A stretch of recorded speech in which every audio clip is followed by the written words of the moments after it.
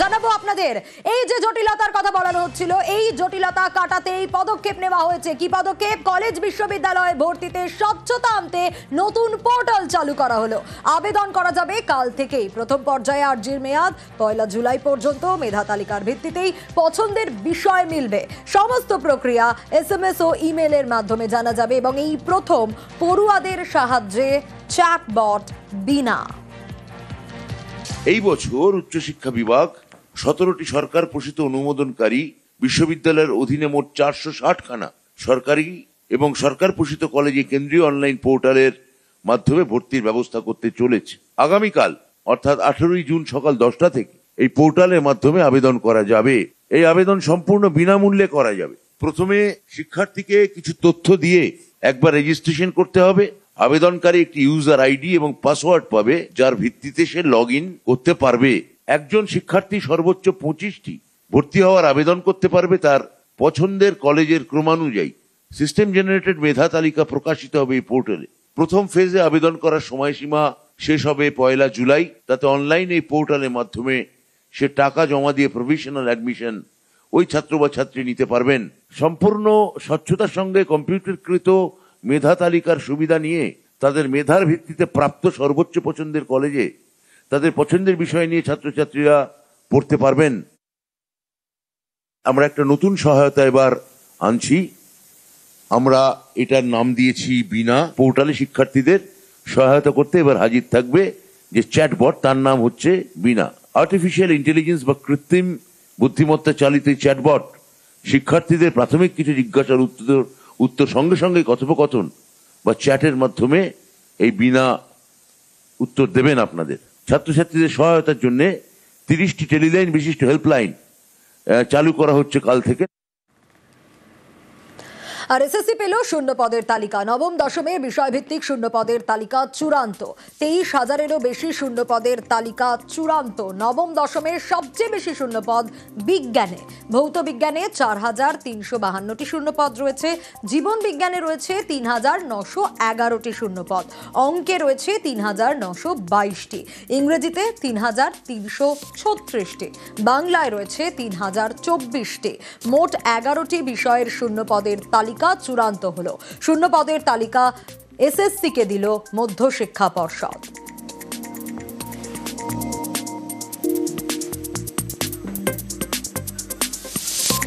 আর এদিকে যদি একাদশ দ্বাদশের দিকে নজর রাখি তাহলে সেখানে রয়েছে 12,000 শূন্য পদ। একাদশ দ্বাদশে শূন্য পদ তালিকা এসএসসির কাছে গেল। পলিটিক্যাল সায়েন্সে সবচেয়ে বেশি শূন্য পদ রয়েছে। কত? পলিটিক্যাল সায়েন্সে শূন্য পদ রয়েছে 1,373টি। কেমিস্ট্রিতে রয়েছে 1,194টি। এডুকেশনে 1,147টি। বায়োলজিতে রয়েছে 919টি। অঙ্কে 785। ফিজিক্সে 881। ইংরেজিতে 594। ইতিহাসে 572। বাংলায় 390।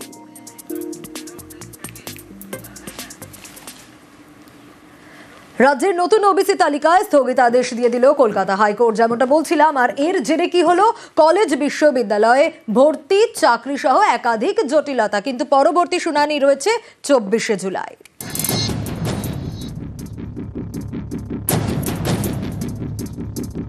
রাজ্যের ওবিসি তালিকা নিয়ে ফের জটিলতা। রাজ্য সরকারের তৈরি তালিকায় স্থগিতাদেশ দিয়ে দিল কলকাতা হাইকোর্ট।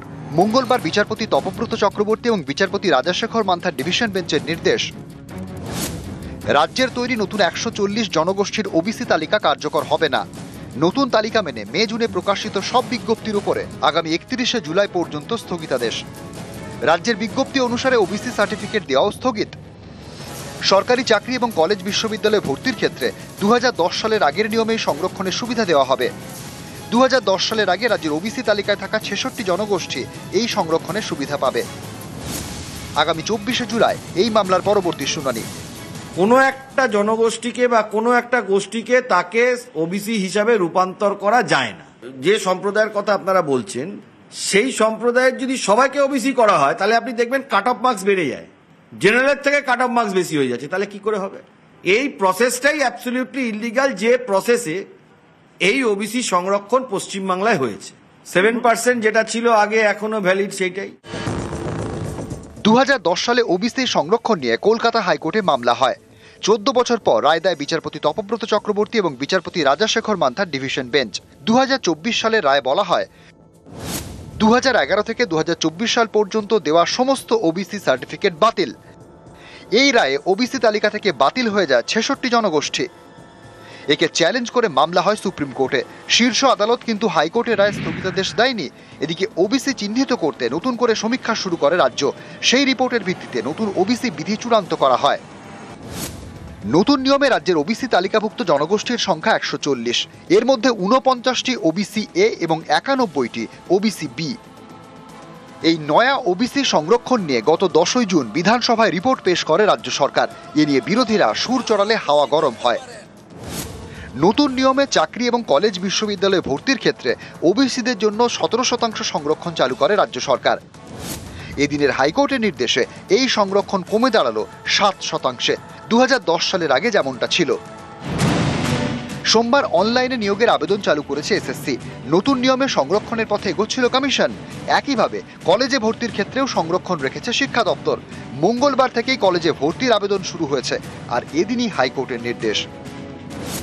এর জেরে কলেজ বিশ্ববিদ্যালয়ে ভর্তি এবং চাকরির নিয়োগের ক্ষেত্রে জটিলতা তৈরির আশঙ্কা। এ বিষয়ে আইনি পরামর্শ নিতে শুরু করেছে সংশ্লিষ্ট সব কর্তৃপক্ষ। নিউজ 18 বাংলা। আর আদালতের এই পর্যবেক্ষণ নিয়ে কি বলছেন কুণাল ঘোষ, কি বলছেন শুভেন্দু অধিকারী, শোনাবো।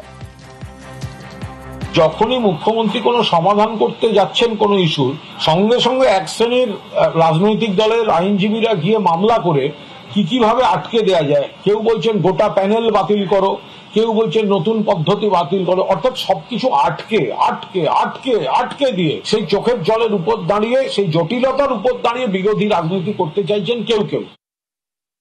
আজকে একটা ঐতিহাসিক রায় হয়েছে ওবিসি সংরক্ষণ নিয়ে।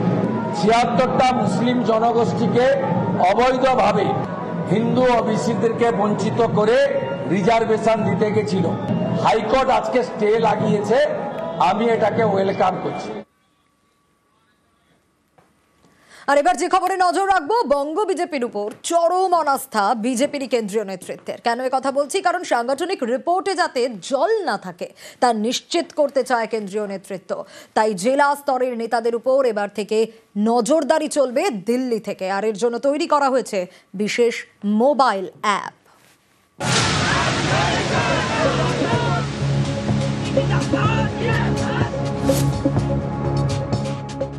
বছর ঘুরলেই বিধানসভা ভোট, জল মাপছে সব পক্ষ।